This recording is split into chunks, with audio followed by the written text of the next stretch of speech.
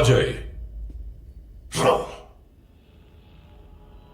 భగవాన్ నీ గురించి వెతుకుతున్నాడని తెలిసినా నువ్వు రాలేదు. ఓ అమ్మాయి కోసం వెతుక్కుంటూ వచ్చావు. ఎందుకు జయ్? మున్నాని చంపేసి నన్ను వదిలేసి అలా ఎలా వెళ్ళిపోయావు? నేను మున్నాని ఎందుకు చంపాల్సి వచ్చిందో ముందే తెలుసుకోండి. నా కళ్ళ ముందు జాన్వీని దారుణంగా హింసించి చంపుతుంటే మానవత్వం ఉన్నాడు ఏం చేస్తాడో నేను అదే చేశాను. మున్నా నా కొడుకు. He is my son. నువ్వు వాడికి నీడలా ఉంటావని నమ్మాను. కానీ నేను నీడలా ఉంటానన్నది మనుషులకి, సాడిస్ట్లకు కాదు. నో జయ్, నో. కొడుకు పోయాడు, గౌరవం పోయింది, పవర్ పోయింది. అన్ని పవర్ ప్రాణాల కన్నా గొప్పదిచ్చాయి.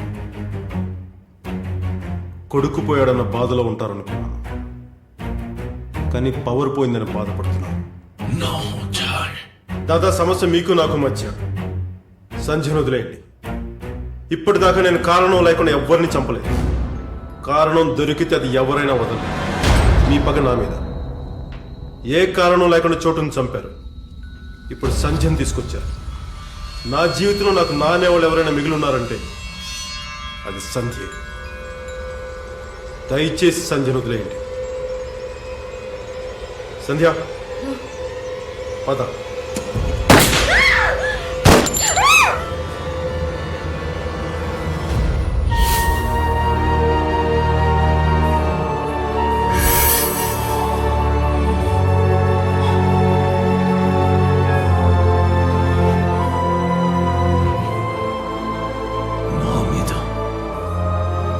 భగవాన్ మీద కేవలం ఓ ఆడదాని కోసం నన్ను.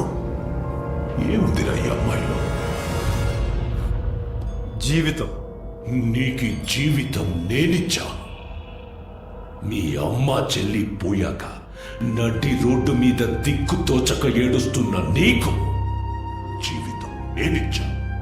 ఈ భగవాన్ లేకపోతే జై లేడు. దానికి నువ్వేమిచ్చావురా? 20 ఏళ్ల జీవితం. మీరు చేసిన సాయం కోసం నా 20 ఏళ్ల జీవితాన్ని ఇచ్చాను. దాదా తుపాకీ పట్టుకుని చంపడానికని మీరు చెప్పారు, ప్రాణాలు కాపాడడానికని నేను నమ్మాను. ఎన్నాళ్ళు మాట్లాడిన నేను ఇప్పుడు గొంతెత్తి మాట్లాడుతున్నానంటేనే అర్థం చేసుకోండి. అయినా నేను మిమ్మల్ని చంపడానికి రాలేదు, సంజయ్ని తీసుకెళ్ళడానికి వచ్చాను.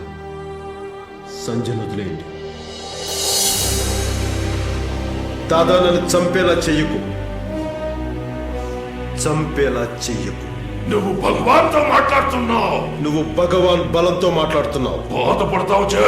చచ్చిపోతా, వదిలే. ఎందుకు వదలాలిచ్చు? నీకు గన్నిచ్చింది నా కోసం, లైఫ్ ఇచ్చింది నా కోసం, నిన్ను కవచంలా తయారు చేసుకుంది నా కోసం. ఆఖరికి నువ్వు చచ్చిన నా కోసమే చావాలి.